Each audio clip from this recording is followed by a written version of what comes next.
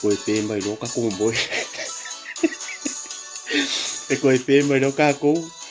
mo moi.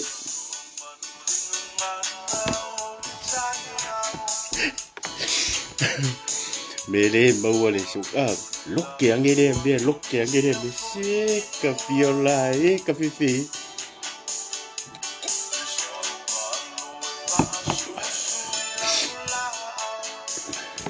Koe si lo mal me ole so ko fingere ya panorama murpola. Tala fatai malanga James malo lava a Sofia tamatane. Ya. E asua ko mai malu puenga fo ide mai mo mai. Violiando malo Randy Fafia Junior mo leli so ifu maria fatalo fati tenia tua malo. Ya ongo tulanga la vole. Fale tono el tato. Leanga lui el tato insinia taimini. Mere mo le mala malama ngi me loki angere me loki angere me. Alors me so masi malo ya neta sing fatalo fatu lani friten fatalo fatu artina. Fale na tapu malo so ifu manuia. Pui fatu. Sio Junior sio malo lawan ma futa mai. Suala ti lofi malo so ifu manuia. Rosita Stanfield, we kalo faya lo fa ya to fine mala ngali inga UK. Thank you for watching. Le nisi to fine le e mai bo mai Simitai mai malo so ifu manuia. Ya male tina ya fale na tapu malo kalameli sorry. Ele ai ola kalameli. Alors c'est kalameli. Sa ala kana fa po foi la merci dia ku fo dunga la yola te pola nu se ko manu fa talo fa tsa pa u alo faz Queenie manu so ko manu ya o Liverpool a Carlos le tonga so ko manu ya sa le ese manatu la faz ka ko ori so ni so po anga fa talo fa malo so ko manu ya ka woki le producer o ma Frida le la text mai pouco ila John malo se fu manuia mesione fatalo fatu ki asu polo fionga o pa au se fu manuia malo ma futa mai ia e kasere kula le wa afale su afa su kasere pa vero kai ia ka fefe ila John malo au sabu se fu manuia se pa ufa salafa mano to o papo malo le se fu manuia ila fionga bala ngari isalu si lata malo lava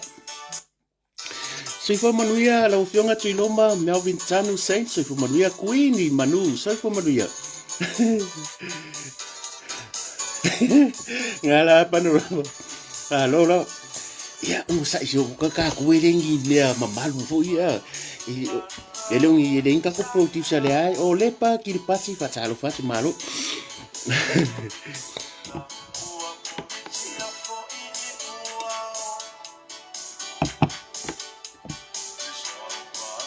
sa whakakopia kua.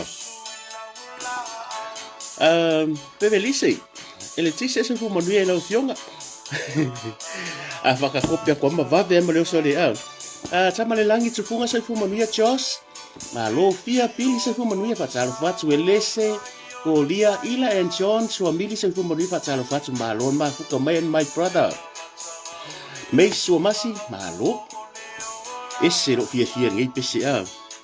Polonga leo pena unasa malo so fu manuia fatalo fatu fa tai ma futa mai Anastasia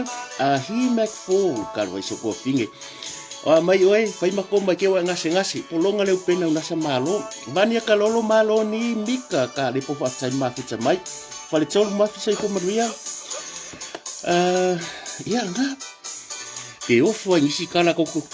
o ngisi kala lo mo fa makala mo mai mbau si salan Mackenzie se fu manuia singal nu olo aku malo o mere wa ye o makwa improve al fai kala ka ko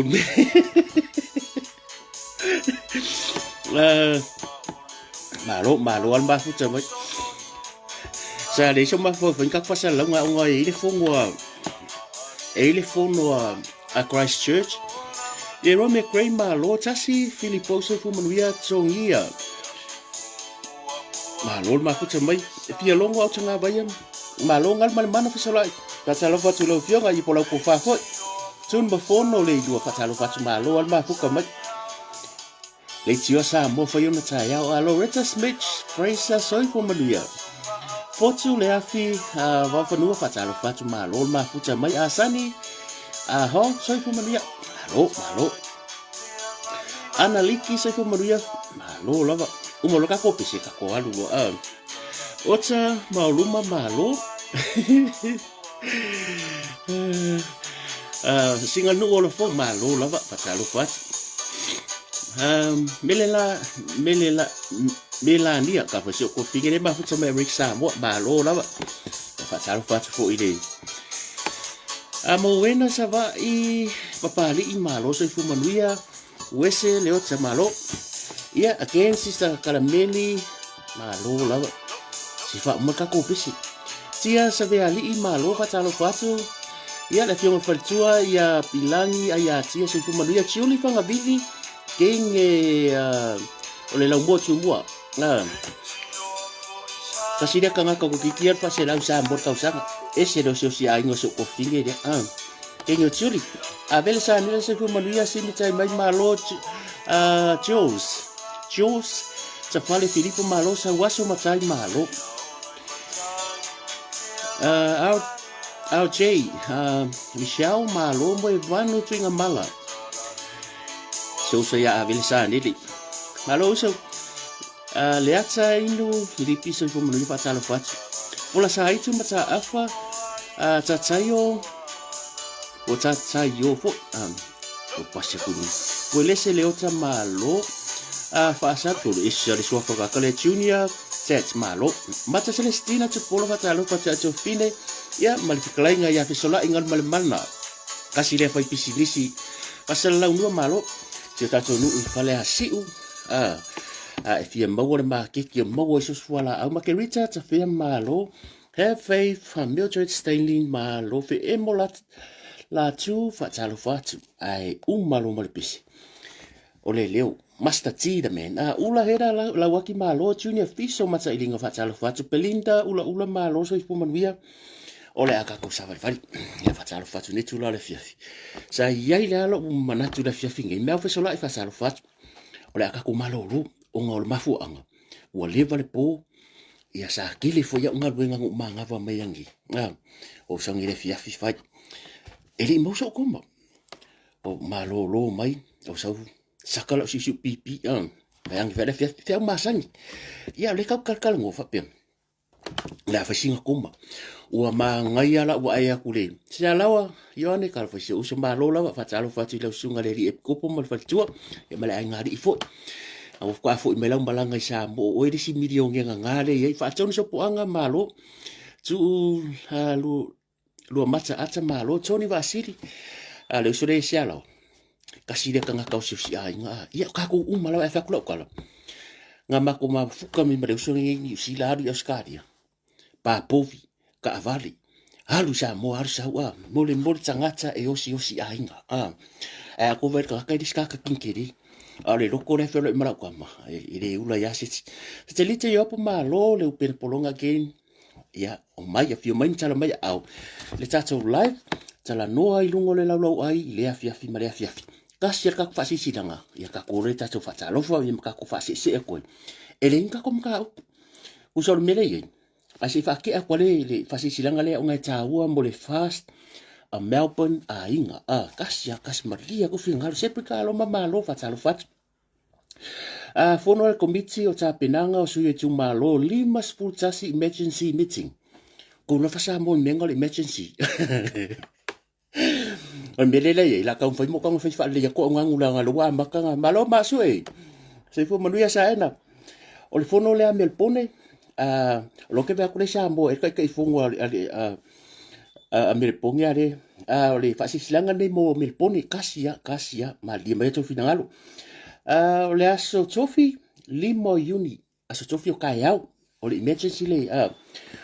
ke lo le mafkanga le a Melbourne e ai mai ku malo lima kasi e se fot pakanga Elvis Modi ma so ko fingere ya panorama pola ia malelako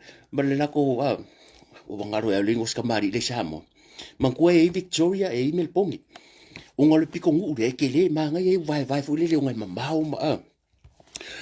O le fono fa fo se fai tai au o tau me le pone. Ie fa si sa to la fai le tau fono i le ono. Tau se furu PM i le val tau se furu. O le Zoom meeting. Ya, ka okula IT. Ia pese umukango sia kulunga le IT a. Ia wale sa wa ya e ala wako pia. Mana amia sui uma. O tu malo 5 tasi. E fia tala no inga suinga fo a walta penanga o le asu whanau i le awa tele lava. A polota i vau teo. Boi au se oso poloka i vau. Ia wa kuwa aile. A polota i vau teo po Anthony Sofe i e kere suafa makai po le fionga fo i ama iava.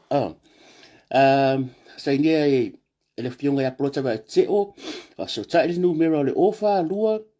o farua valu. O e amaka. O farua valu. Lua 5 tasi tolu, ia po le afionga ia olo apu, te mese le lua, o fa tasi 5 iwa, ono walu fa.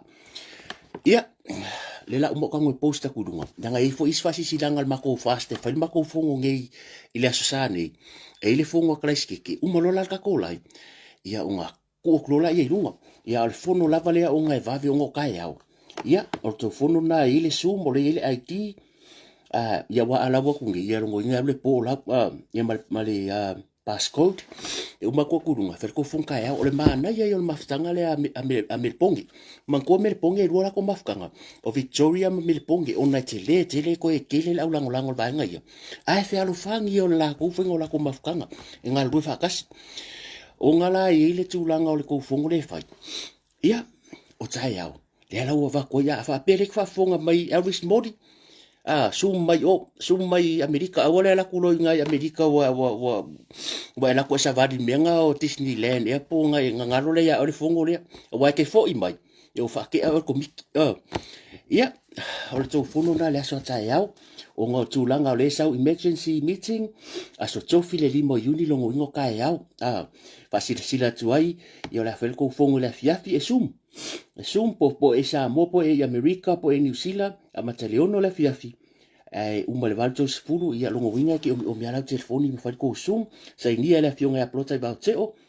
ia po o le la fionga ya o lo apu te mbese le lua ma fa lo lava fa tai ia uma ma va ila le va via la ku fika ma ya re fo tu sa o ia lo kile la va malole so fo mnuia lord for lau malole on sai ia le so or ka misanga le lavi ia le lo fo maleanga le leita mulmuli o tato tapa au sidi le langi o le o mfo on to moli mai lo to so fu ma so ola vai ile nei tu la po ina o so o le ta misanga le la ia o lo tu mau pele a lofa maleanga le le ma vai o le tato tapa au sili ia ilo to so fu ma so ola vai ia le lofa maleanga le o le tua ia ma lo a fu ai la o mau ile alofa maleanga le leo le atua o leo ka ko e fe loa ia le kai al mang ka se fu mau pe o pe fa ya le kon ka ikea ia ka la fu lai ku le mok o le ngal mok le mako sala fa o le mok wa le e u mako finga sa mo a ko fe ka ku ka la u lai ki ho fa pe se se poko lai ki e fia poko lai ki o ula le ngo sa ngira fiafi man ku fu e ringa ko o ya a de se fa ku ka ko ka kala ngo o manga va mengere fiafi ia ta mama tina fa talo fatu ia le a se ka kala ngo pa ia lava ma ia ile ma fa ka ma fisi fo pa ia ma volungo se ta tu no la fa nga lo nga ta sofia le atu ia pa ia sa mo ia mal mamalo lo mai mo mai ia le aka kia ku lava fa ko ainga kausia atu mo pule ia ai la se ka ko kala ngo ia ngi la pes fam talanga ia ono to fa ta wina le ol fa ta va ia ngi ka meki ma lo per Mackenzie sir ia po le uso ia mo au sa va ia ku ngasole usa le ia le pusa ese ngi uso so nga mai la pusa tuna mo ofu le ofu so ko ala o ia ple mai lo mal mia ia ala vo va ku to lo ku fa pusa tuna ma lo Amerika ma lo laina lena tu yang fa talo fa Cornelio pase ku ka ro fai ai o ke langi mo maka o ele iso mangaku la ko fa ska ko ovi ma lo fa tau Crichton so po mo ya o so Yo hangi si owi o lewa kako iro uma kwa menga kukumesamo. Si elia pula ai fatalo fatu. Kathleen Dunlop, Maria Milfiti, ma lo se fu manuia. Ia ai e ui ai roka vai vai maroka fia moi ma Liverpool. Pale aleki se fu manuia. E iai lava le langunga le sa. Wow. E ia langunga le sa. Mga kua foi. O we ika ke mo ka e ambur ngang. Wow. O we ika o foi e fia ke mo ka e ambur ngang. Wow. O fasor solo re maka maka i news. Ke vai nga maka marka e au. O maka maka ku ya le ru amiseni a. Ola se ke ku. Wa madia loka loko. O fa pe yo hangi sikala ko sa fa ku ka ko lai.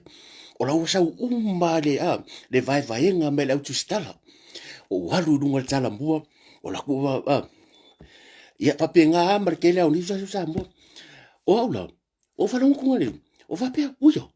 Pe e se ke si fo ro ku la i marka ko le ka ko ku a. Em ko ka malo merchant.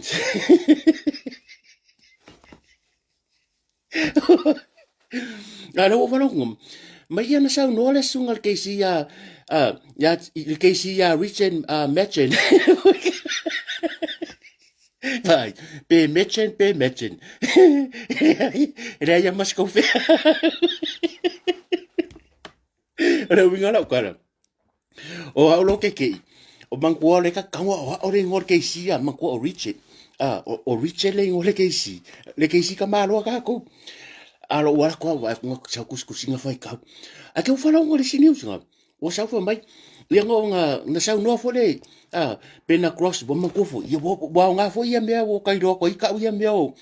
cross examination ba. Yo ngai ro. Nga pa wal me ka ke ro ka ika yo good morning. How are you? I like you. Nalo fa mo no li na.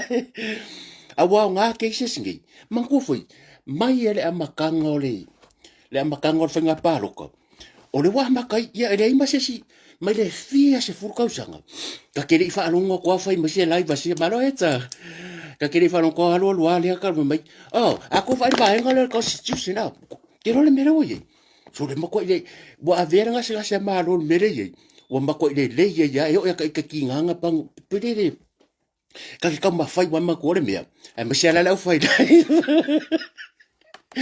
E ma se la fai lai. Ole mea. E ka kaungo ka sa wa o mo fai ngore upu. Ia nga pepela wa a fa pe lo ke manga ka se upu fo ile fa pe la upu le constitution na. Ia e alu ala le aso e alu ale pase fa pe constitution constitution. E o manar kai me foi le lai. Pe ia ho le ko ke vai mo se me le nombo. Ara me wo mare aso wa. Malo ba. O le la fara no ko ngi le ambu fa fu o ke le fi mbo ka am. O no ko ngai sabo. Le fa ni. La fa lo fio ga te o na fa le tualis. O va no ko. Mai ia ina fa so le cross examination ale RKC le ka mo RKC ale sunga ya Richard Matchin. O va pe. Buyo, pe was sweet case ale fast. Not fast. Pe was sweet case mako. O ka malo o Matchin sa. Mangko ya rango ka ko. O ka ko ile ska ko nga. O le mere, pa maru ru ko ya o ko. Le o fo ya. Se o le kelo simia. O le vavi vai nga po. O wala ge o wala kaya. O wala ro fa nga benga kan ko ki ka ko la po. Wa ku. Fa me ka ngaka. Sole. Ko kikia ese amari ese si vai a ko kikia o mare live of mai. Efa mai bosuile mon bausi vai.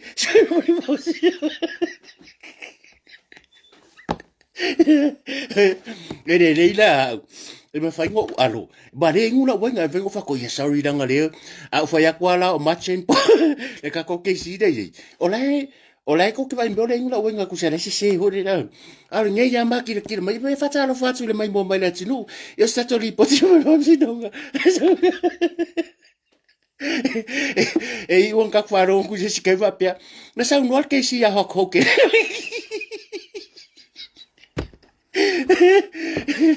Ia wa so ia ko ke ula o mea la sau de ka Ia mari okay.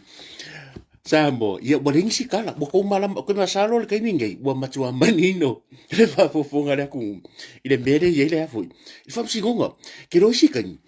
A man ko ke fenga venga, man ko fenga venga. El o si kan, le fa sa kala. E la ko le pasi pasto. Man ko lo ma fofo. O lo ke ma fofo le pasi. A lo ke ma fofo mo se frika ko ori le fia. E alu ala mo kan kuskusi e ala ko mai pepanga le ko mai apile ke e kau lo sa vai se mo kan kusi la wa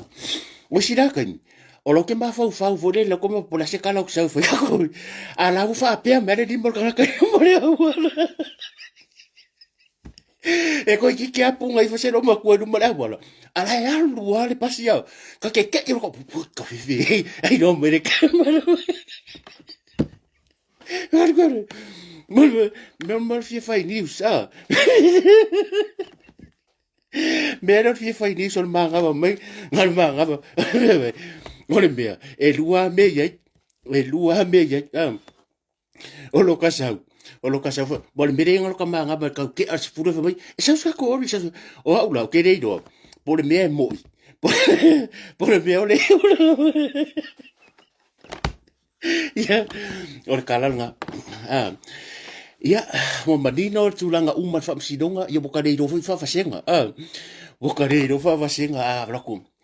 Awa le mere uma fa maka, bo mangingo, e rai ma se mere mangingo. Nga pawa le mere ke o foi. Nga o sa moa la vale le atunu le lalo lang ya ko bu fa longoi. Alu le leo renga fa so enga ma ave le mori mau. Fa aso. Fa aso fa ko hakusino. Faso nga avede faso ko aku sire mori mau o le lefe na kala hoi kala faso se fasawina ia si le mai bo mai Israel lo fa kia oi male ngari ia kala nga o sa ngeu fa pe ko le lo po la ko nga fa makalanga awa lo manino ai pa le melo ke o foi e le nga sa mo le kala ngo ai le le sa ni sa fiki sa ni sa ai sa kungu alu le leo so su ma ave mori mau faso fa kwa more kwa man kusi de statement faso kusi de statement kusi de sira sa mo alo ma llama Mario Chofa aya o fika ko o e ka kere ele iso ka ma fo de le a ke wo ba ku ngangela ku finga lo va ku ora pu me choma sa mo choma la pi sa mo ora pu me le ka ka le ora fa ri me lan kus pasi ku Ola ku mbale ka ka le le nga aves ke ngambari. La ku me fa pe malang ku spasi la po ai pe fa au. Te le pola me fa. Okay fa ku. Ole makwa u lo ka nga kasul. Ku ma kamalo ma kam lang ka ma certificate nga po mai. Nga do nga umro fa au ke le pola nga me nga pole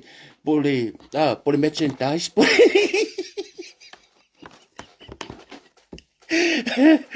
O ke dei ro pola nga pola lang makaupunga nga ave deng fa mai ai kau ke kari ai le mari ku se kau kari ai le mari yo fengi me sorry o ke fa ya sa oi ko finga sorry I can't believe it ro bisi be alo man aku o sida sa mo ye ka kiam ka nga wenga leo ka ko kala ngoa ka nga ka ya kwa ko vai de ulo ka mea siri fa fe kai wa maua o ke fa le meri meri ska ka ngi fa mai meri mangi lo ke sa fa ya mai nat mai le interview wa pulo ku mai fu mari mongi man ko ke ro ko ya ba ka maka ya ke manga ka mai ngal kala ngol pa lo ka le ai ma se kala ngol ba msi ai ko ke no o le meo ke akai man ko fo yo longo ren kan si bo le fa ko e fo ya me ku sa lenga kala ngonga po baru ngai longo kangi e ku ngafam singunga e se lang kangi e ima ku sa lenga fa ase e kwa ele si ikulo wa tu pa ayanga la ko alo longo kangi ala ku ngafam singunga he was the police commissioner was shocked ya man ko le ka fam ka fa para for me was shocked le police commissioner ingo fa ku commissioner o nga wa isa wa mela ka nge ele mangi ne so ya se mangi le mangi fa mo Se fai finga kangaka.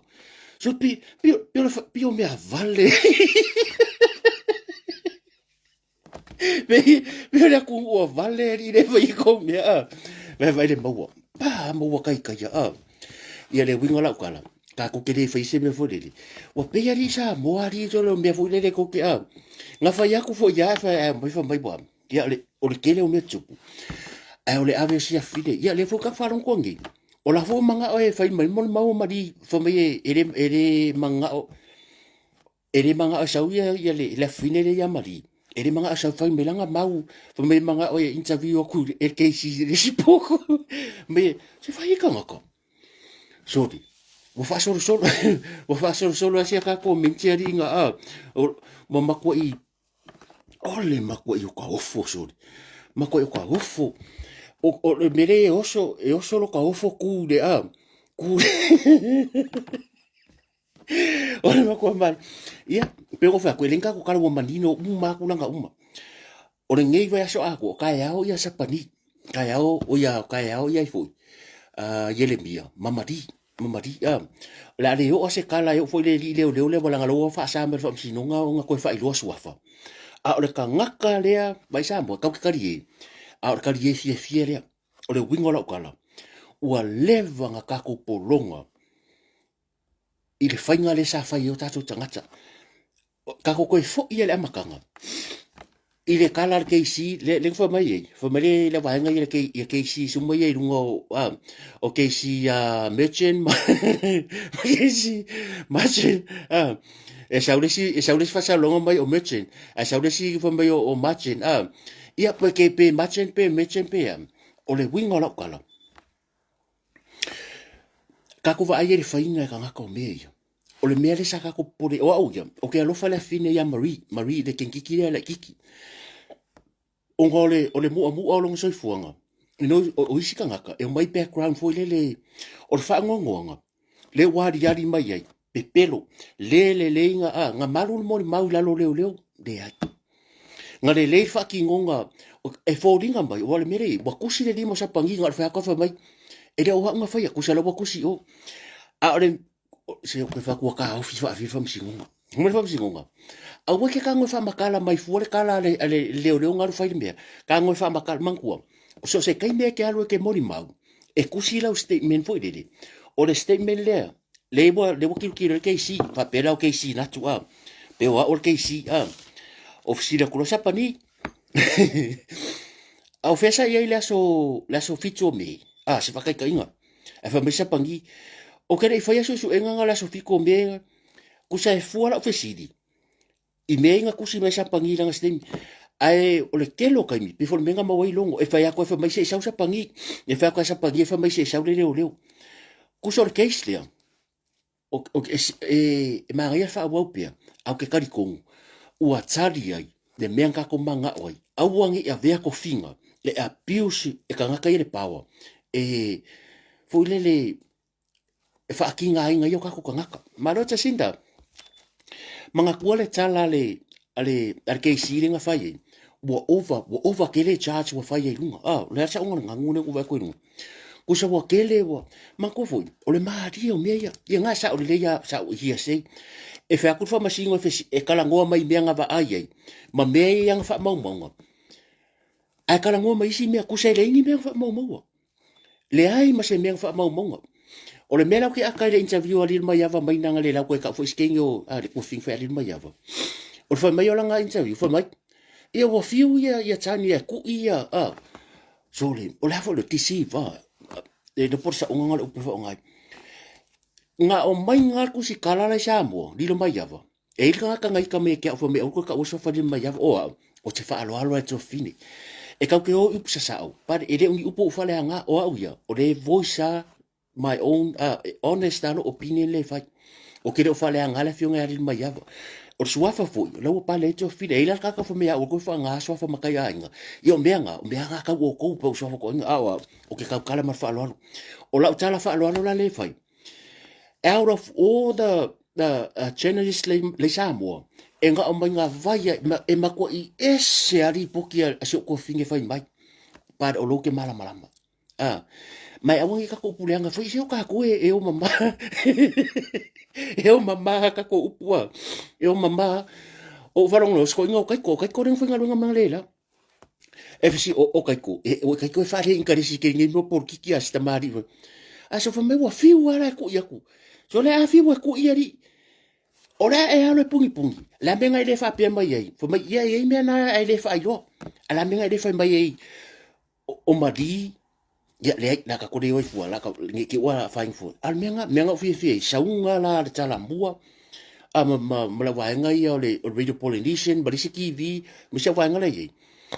o i ka ke ro ka ngaka e ala nga o i o se mea fo le iro mea mo ia fa ke ngapo fia me o le kofia ia o lai mafo fau ia o le kofia ia o le mea marua ia e leo mamao le la ko sila sila o mea ia e manu ia le tunu pe o ka ko ngā langa kako manga e whaile meria. Kau ke manga ngā awange i aise sā moa. E koe kou furu i mea ia. O ngol wha ngā ngā pawa. Pawa wha komisinga. Pawa wha kamasu e su. O whea lau i le pawa rea. Pasi mai pawa e sau loa paa. Ia. Bole heise mea. Bo fiu whai ako e whamai. O upua yengo wha alonga i last week.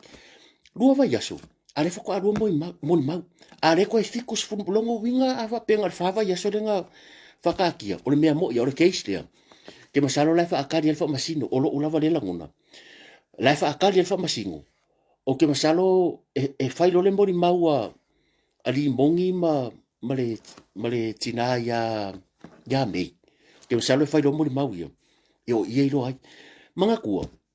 wakangi mei e ka o samuelo longa ngua asa ka wakangi mei o i ka ke lo ai sa ka ngaru mei kangi le makanga oi le makanga ori mongi afa pele sao ara fa samuelo oro nguku arenga fa mai o menga i lua kongo ka avali le ka me samuel longo winga e ka ngaru mei e kangi o e kangi fa singo o re rira ri monge makanga pe mo i pere mo e ka fa sanga ilang kangi a lo fa sanga i a la fa aya ko la fa me samuel o mea ia o mea fa fa e le ko e alo se upu o mea fa fa ia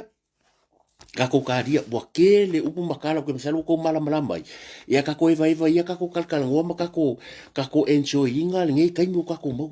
wa tadi le atua ila o ko kakalo a fa pasenge sa mo o le lango la mi otun e iwa se furu lima pasenge ila kilo e iwa su lima pasenge pa wale lima pasenge le ye e le o makanga luenga le langa ile le ke le ka ngu fi ed mai ya mo ia ke le pepelo leo kongo makanga mai mo pang fa pesa po tu so kongo so e a fe mal kasika ko o leo angafi o leo ke le lo bankuole e li miki ka ke lo fo mai kala leo mai si ho ke leo le ke msa fa pen o ya o to le ko wa ma kwa i fia leo le ke sile ye pa wa ka ka i fia manga ko o i fale ngos ke ngira pari f o lo va son kengi nga amakar ke sa ova ku le ka sa ole ngo fo pari e fo ma post lungo langa page o page fa amaro si anga fo le fo mai we can do ku so le mi na nga fam singunga o le mi fa pia mai ya lungo ka ku ye la ko le u mala ye mori mau de media o le ye le la ku manga ku o le ama ko ma lo war ke iste la ki fa ya ba fo e le me le fa la fi o aka le mo maka ku le yo va ko pu e mele ka le ko finge fo ya Mona Lisa o va ko pu e mele ko lengi e pi e una le ku fo mai makala fo ye fo mai ya pu e mele ka longo le ko ku ri mari fu me le atua manga ku o fa ke mkalasi e fai le ngu mela le ka ke kilo ko i le ka ko kilo ku o makanga luenga leo o le makwale le ke masalo le iva se furu por var se furu pasenge o makanga luenga leo kwa fa maungia o ka ngaka i le pawa pe ya me o sambo e ka wisela kike mangi pe ya me le sambo mai atu la epo po le miaro e pura kula e po i le fo fa fia me le fo o fa lon kongi o le ake ke fia me le fa awa fo fikala le nga mari ku se fo fikala yang ngafi le wa mai ngi le fa wa ala fa me afia me e le kan fa wa le ka se fe ku pel malonga lusul dima e ke fe silia kulo feside ku lo mal auto stalo lau fionga fia me o lena ba wasi kengela le ngalu ko le interview u ka le fol mar fala ke le lo si le ngosto fide o lena fsidi fsidi sa o i le ala la tu si le na fai o lena mato wo ta fa ta no le sunga la le mali to feside ku yai feside ku yai po le ale la tu si le na fai avel pen ke no ka le lo mo ko fai ma i o feside na e mana e to fsidi sa o ya la tino o fese me o ianga sa ingere kusi o ianga fayere kusi sangi umaya fa ngale da hetale le MCO e fese dia kula kuskala kusi dinga avele penki kupi e fa mai ia mata upuna e mana ya to fese di sa o ya le tinu e mala mala o fa ia fenga ka o fa ia va vi fengo si kai dia ka e makwale ka akia ia ko fese dia ko le mala kuskala ia le fa mai la audi o le ma ia la fisi skengere nga o fo kama ma ia le fa mai la o le o sa telen fa nga ia a se talan pisinisi ia wale fa nga yingo fa mai lo markala a FMB ma ia sa o invoice umai la lo pisinisi ia nga alo pa won me fi au ko ke pori ke ro a ure akalo ke akal ke miro ke akfa pusidi ya ngaro maka ko ini so ma ko for ke jore kala ke pusidi ba ola akanga lo ke akal ke mingi ese a fa mai al fam sino ngai fa masinga male afa e fa masinga ai afa mai fam singo nga ka yau e kon masinga o ka ko ka ko nga paluka bela ngaro ke akfa pusidi ya olo va aya ko fa mincha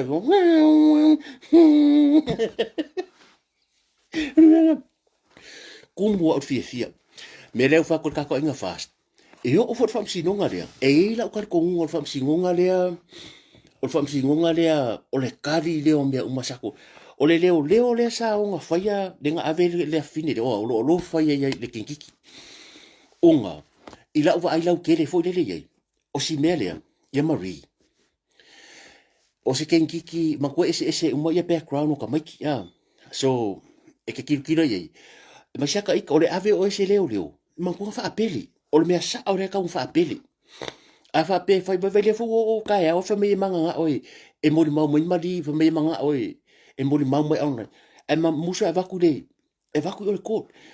o le kinkiki dia e innocent o le kinkiki dia ka kaunga kilo foi fa sinonga e mo ia ka usanga ma age e ka kaunga kilo fa sinonga o lo kilo ngai o inga le o ye fai pe sa o pe se mea ila uya va ai e ka kau nga kilo ai le mele nga ko fru o kinkiki ma ko si e la kiki le kai mi nga ama ko le wo fu a kai mi nga ama ka mai ya so enga ia fa ko alus a fa pelo lu fu a lo ko ka usanga ia lo nga fa su pa su iva pa fika koi e mu lo so ifua ia e o fa ka ika e ave lo ka ika se maka u fa pele o le ma me fa pia e ka kawanga iso popor fa ia o akulo ma le le adi ira le la be ka wore nga ala ko fa pele si mea ma sa o ke pori fa ka dia ma ko ma se wa upu ya buka ko ma sangi mai ka mai sa o ke por fa ka dia e ke sa o i nga le sui ala mo fa ka dia ma ko ma se fe oi ai lo ka va nga wa o mea mai re ka ko ma sa salunga ia o le ala wo ma fu ai nga kupu me iskengiki pa le ka ko kilo e ma ri le skemi al ka kilo ba ka ko kilo le reality o mea o le ave leo se mori mau i lunga fale e makua i lea e o a isia kung o laulang e le isia tunu o laulangi la ko ke whakanga se mea whaapea whaakanga e le nga whaia su enga a ring whamea a inga pe le a inga e le tatau o nga whaia se mea whaapea o le ave o le mori mau le fale e whamele kari mai ia langa e whaiko arua le ri irang whai suenga la mea na tupu o le mo mau nga whainga le soifua ia pe fefe pe a po le arko nga whainga o ke le wha msi ngole kuria par sa le kaunga kupu o le leo lea ia wa kaunga ai whala na wa kaunga kala ko nginga o lo wha ngā mea i lunga lau ko nginga a wa af ko fesi le leo elo ia wa wha ngā lau ko nginga ke apiusinga i ka ngaka o public wa ngofo a vakule innocent po le ken kiki la kiki e ngofo mawhai ei winga maka ngā ma fa apele fa se e ke sao le fu la ko mai ya o ka ai fala ka ko kene manga min ka fa ape fa ko nginga mai ya e fa malo sir pula fa mai fa ape ka ko la ku ka ko kene manga mi ku ma ge malo certificate me lo fa ko e ka ko kene ku sirima ai manga mi langa ko kene ka ko lungo se i lungo se api le aso nga ka ko ile ku e kene ka ko i sesia ko me singa o kupai e kene ka ko sesi nga e ka ko ile ku ea na e fai ala ngalo fa maun se vai le anga la meu fai pe maka mere ri o la mela ko ngai le wo ia uma le ko wa wo fi ka wai kanga kangi ko afika loka o kanga le anga i o ka vale ani maka nga ruinga e ki nga inga si malo le malo nga ru mal fa maun ka la ia e ka kau foi a fa pe fa solo ke sia uma e ka mo fai mo ri anga ku pa tupa idea sapani ka mo fai mo ri anga o oe vai le ki o a vaku maka upu o le ko e vaku le lava mon mau se vai finga o me akamba ia o ia o fai su o ia le su ia ora nga mele fai kuri pe fo le no fa mai ngo fai o kusi merkala vai vai male le meia e o ia nga kala fa mai le nga fa mai di o anga loa e le fa alongo ia la o kala ia se so skanga kan fenga la o kala afa ape ke le kusia la lenga la ku fai fa ko le loia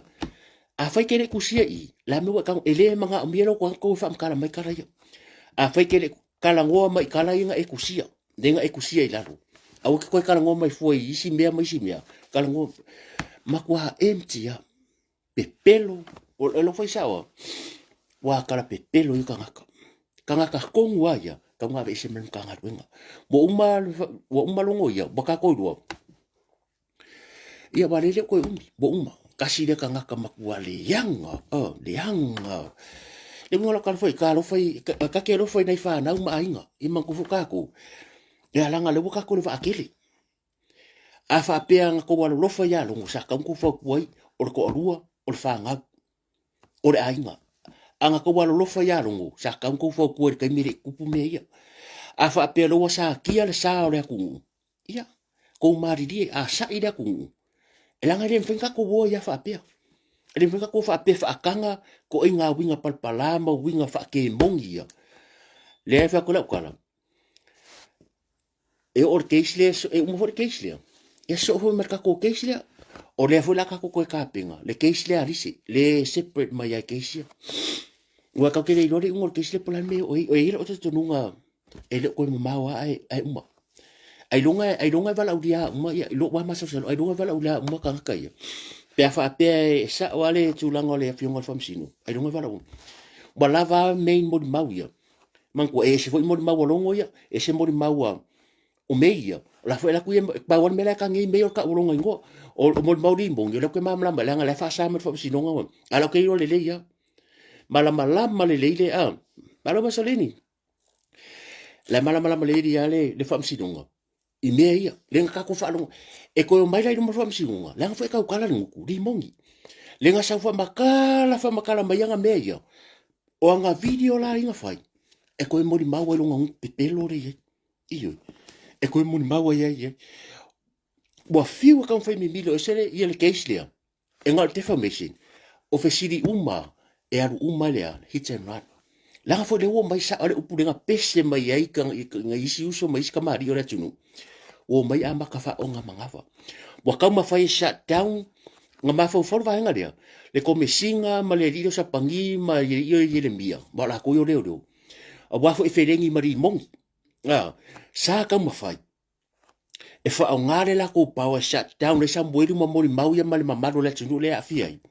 ia mai de meria kan fai pupungi fa nga la ko pa o la mele kupu so le va ku ka nga ka ya va keisi ngale bo umalongo ya la wo fer wa imbalonga do o fer wa imale upule corrupt lunga mo au fe sida ko mai I can't remember I don't know ma ko sida keisi den fai longo e ya inis ka nga ko le mo mau keisi le bo ko fa nga winga official le o kali mo ya la ya iyo afa ku ya longo fa mai I don't know I can't remember pa fe nga ngari lo o fe sidinga le fe sida keisi o ia lang isi leo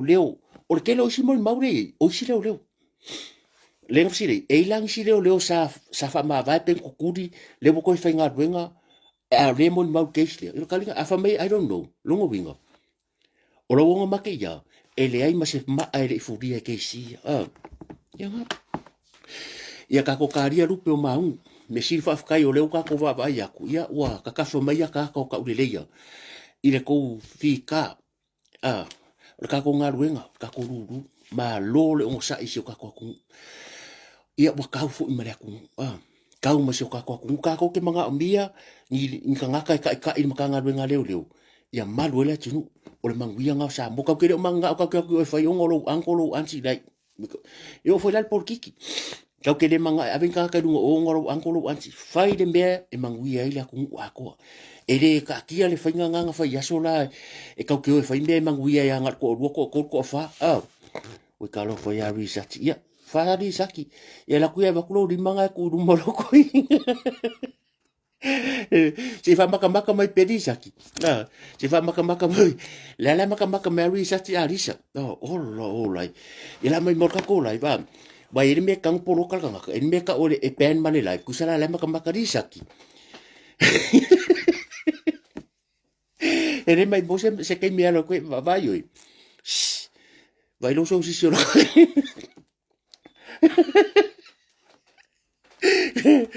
o se asa alungi ke maga o ringa ko kara le la fa pen bale lai ele fai ko mengi ngal maka mai ya se ya wa ya ku risaki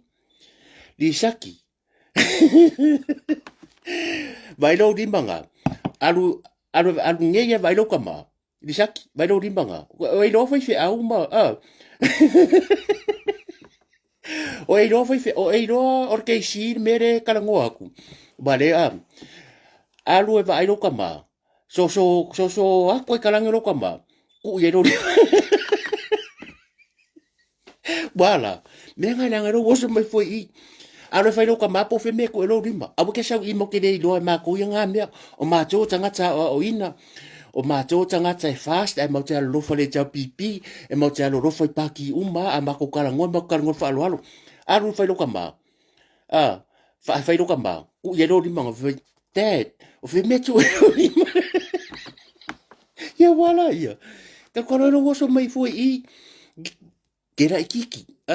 e kera ikiki pe ko inga hoi pe ke ro makua ye ko e makuari e se me ko ro fa ya ele ai ma se fie o ma ila po ma ko re fie ga paul mele ye ye le la yo ko ile me ke sa wai e lo ko le sunga kiki nga ifo mai lo ngo winga kalwanga e ola o ye ele ka ua ko ro kingar me ko ya wala ele polo ka o ele la pen ku sa wai lua me I option e fai ku sa ele option nga kang polo ka le fen ko maka ku sa la risi option e kang pen male lai fo le la maka ma ya I se fai maka ko ya ku ya ka ku ora si nga e o malo le lai pongi nga vero la ku le fa ka se sa o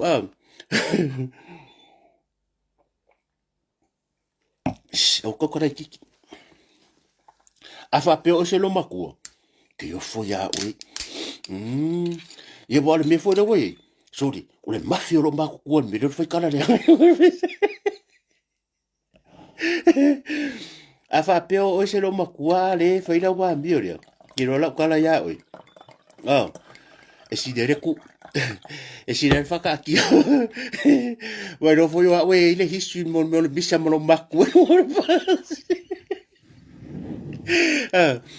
o ro foi wa wei e se ale la ho ma poloka o we ilo history lo ya un mele mol bisa ma finge mal mangai do makko me alo le mal mala mangang wa me alo le mal mala mangang yo la ngang mal palang ya la sa wa la so fa ko lo makko re ko kala sorry fa ko lo makko makko sa lo makko ai penga travel ba lo makko bo si makko si ba e ke sau e alu isia kungu sau i. Pua luas furu i kura, sorry. Ai ke ua, o sa loma ko fasila ko, you only have one bag. Mangko, lo ke mga help, sa, mangko kula fung, sa nga e alu e kango fole akor kangaka. Al pasisi. danga I cases nga kera ko kango si imale akol pas si ang mumburu le au. E complain nei fa mai. Oh, you break my back. You break my back. Or kula fongo la kango si de pe need le help. O la kula fa ko o fa kula si mako. Ba ko you only have one back. O la fa ko pe si nga back ku sa lo ke o do fa bakala ba pe a. So le nga ku o lo mako ste mai. What kind of stupid question? O pa le mako la o fa pe vuyo. La vai finga. Ma dei sao lo o ke lo mako. I o me ngai foi. Le lo fa ko. O e makware le o fo ia o e alua fo e makomisa anga mai spala ngo get kake fiu lo e fa yaku manko au ke ava ka ma ku ai fo ala ka makware ma fo wa manko la ke ka fa umal upu vai umaloa ia lo ngo ku ka ke e woka fa yaku ke o fa me get off my bus get on I don't saka bus pe ya lo pasi ron kama me get off my bus get off ara nga wak bo mulu ko malaka o ko fakia ko kai fai mo get off ba ko la de ki ele ke am o ka populo what do you want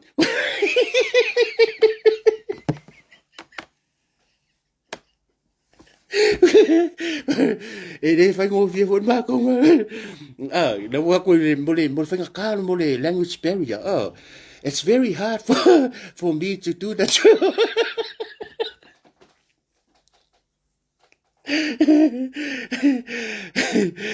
this job is too hard for me, especially when you try to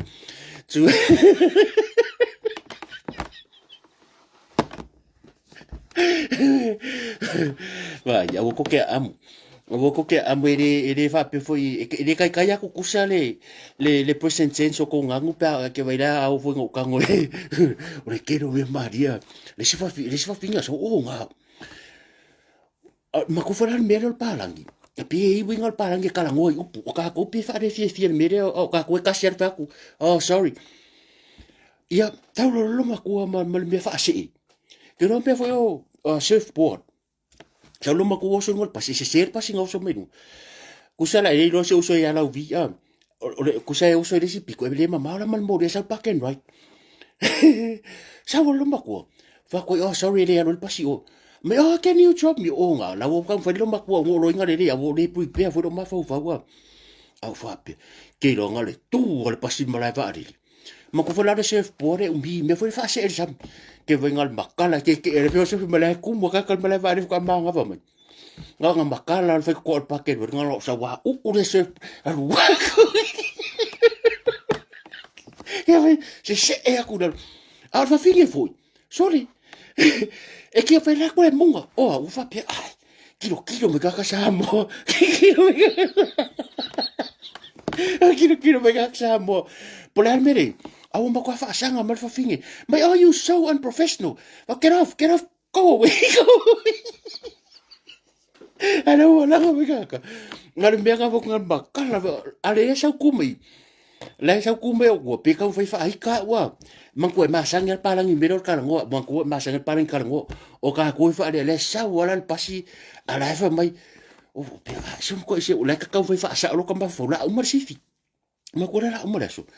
o fa pe le afu e ku le pasi o ko ro ma lo se po de ma ko mi de me ya nga e ke ka ngu lo ma la va le o la ko ke no sta ya ka jo so ya fa pine la vi nga ku e la nga ma ko ku mo pasi ke mi nga ma ke inga ka fa nga nga makal fa ko la ka u mai ma ko me nga ru ke ba se o la mu nga ma ngoku o le fa ngo ka ri o la kere o kari wa la wo mai ka nga ka ro fa pe pra me le kupu nga le mai ka hai chai wa good afternoon good evening a wo kam fa ignore a bo fa la wo manga ra fi wo le ala va nga surfboard ala la sa we la manga ma ke mi no ma fa le bere ma sa nge le otsa si o ko fi nge le otsa dina pa wo le bere ma fa o mai do pa che ko e close fa ko le ma fa ko pa wo le me nga le laka nga le fia Me ka ka ko si o omi wa pe wo fi disappear I just wanna go away wa maka si ina leo thing man you're so unprofessional how did you get that job oh no leo le meanga le fa ngo fi ngi yo langa so se ngaruenga yon fa fika udi aya fa peo ko ia ai ngoro kala ko udi o mat pasi se hi driver so de ai ore so mbo e man ko fo e ya kanga kare de ka wanga iska ka ko kasi pero ka fa ko de que kala so o ka kuli fa afia so ka ku de mere ka ke ongo sa e ka wa pala ya ko la ka customer service e ka wanga ise kanga ka ko akasi fa sa mo ko is e mako I ese o ngala nga nganga de ngala ka la nga nganga male nga kula le ka ko sa mo pi le me fo de ai hier ka nga sa upi e ke vai le nga ko ya lo so nga pe ya le pasero ka ma ke vai bo le ke ka ko pasi a o mi e vai ko ka ka lai ko e vai pi iki ka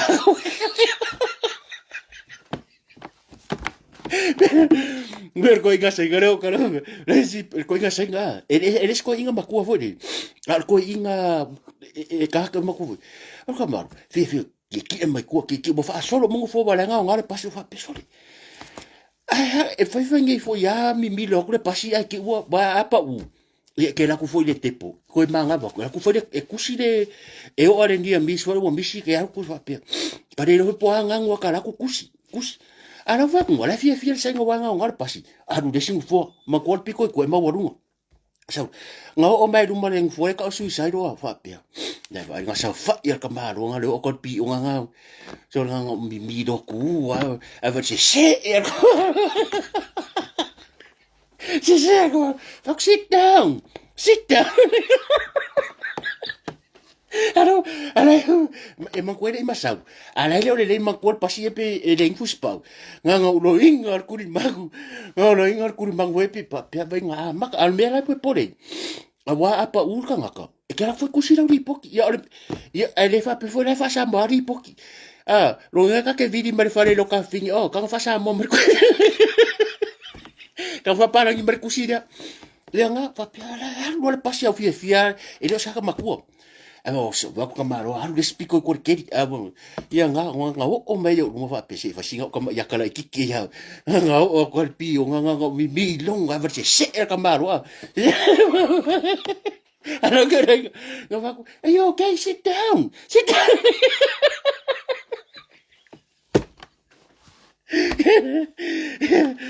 Ora fa nga ngar me e fa ya ka ikalo ka pay rice pe musul campagne le Mario ngi ngaru ngasun ya ngar ka kudia no o le mere ya aso ya fa ka ide di ngi ngaru nga e fa ngofie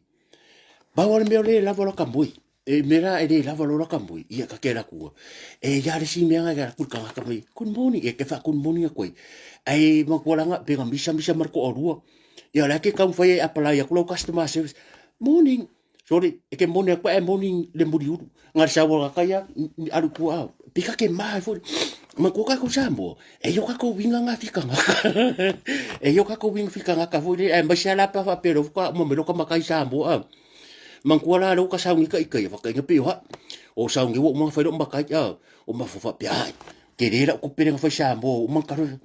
yo ka sa ro ka la ku ngalu nga so ka ke fiu apara ku Akavidia ko nile pura for my man you took so many sick days come to e ka ke la kula e o ka winga fa mo runga e fia mam puli fika nga kamalo pasi what's I dinga ia nga ka ke la ko e o ala nga i mea ki foi nga inkia le mo foi nga winga o le pasi mea le inkia i runga ka ke manga e ma ko meia e se uma ka uta ka nga ka ia a le woka sau ma lo ka ngoma kai do ma ku i koko o le ka ke fia mapo makai wa le foka ka makai sau ma ku i koko manga e wa ku uma sa nga mama o di fa ku lo le lawa fiong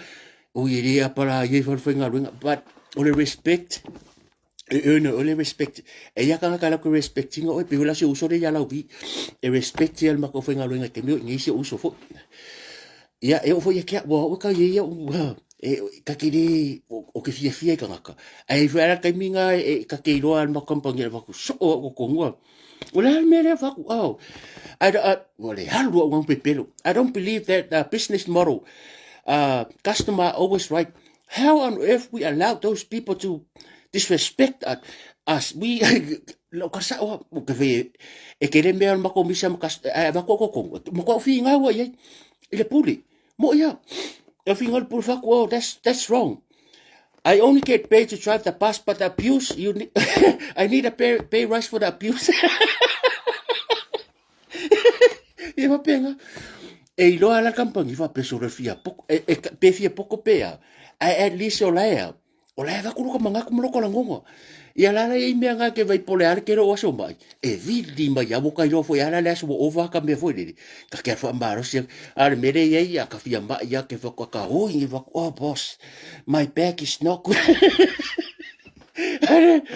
Feel with my I want to fa ia live no YouTube. But what's your YouTube channel what? Oh, lo ke musa ka wai. Awa vidi ma ye ya maka ma se ka ku ai ku ye. Le fa de YouTube. Le fa mai ma ya de.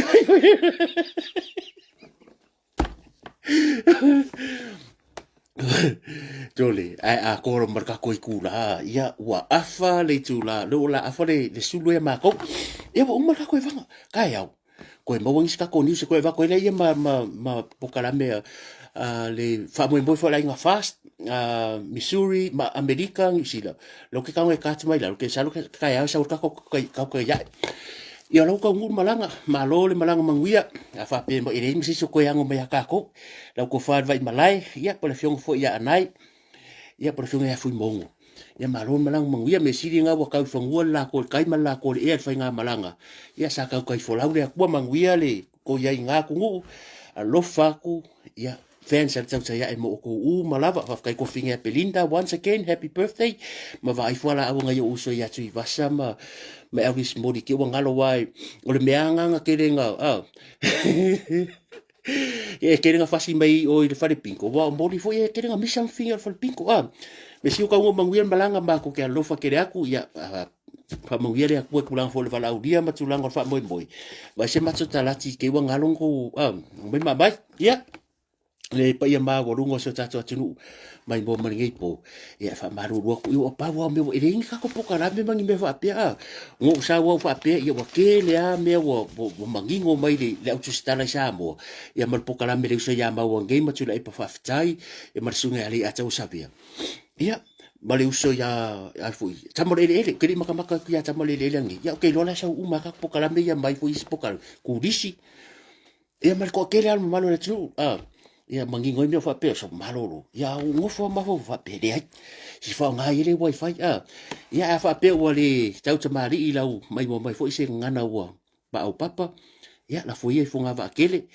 ia e malo se fa le kongo le kali ia manu ia malolo nei po fa tai fa no melo taimi fa kai la lango lungo ka ko YouTube ia ka ko fero ka ia le lo fo le ko mo le ko se fo mo se o vai vai e manu ia malolo nei po ka ki te ano so fa se fo